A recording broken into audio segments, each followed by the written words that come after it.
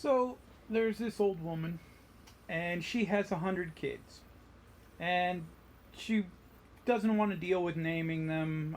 The confusion's too much, so she numbers them, 1 through 100, 1, 2, 3, so on. And she lived just outside of the village, so you kind of have to with so many kids. And she had her own church. She was very religious woman, and she decided to raise all of her kids in the ways of God.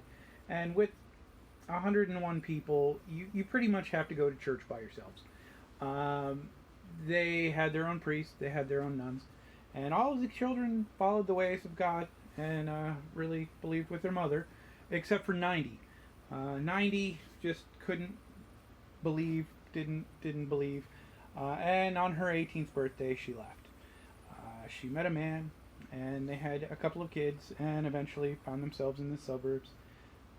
And when she was pregnant with their youngest child, or oldest child, sorry, she was bitten by a dog, and she developed a great fear of dogs. And one day, when her kids are about 12, 13-ish, they find this dog, a lost dog, injured, hurt paw.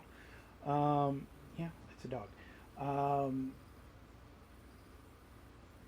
They knew their mom was really, like, dead set against dogs and would make them throw it back out onto the streets hurt. So they hid it, and to help hide it, they named it This, so they could use it in conversation, sneakily.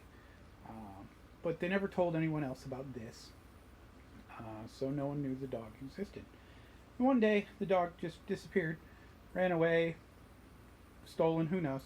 But it's very sad. No, they never told anyone about it, so only 90s kids will remember this.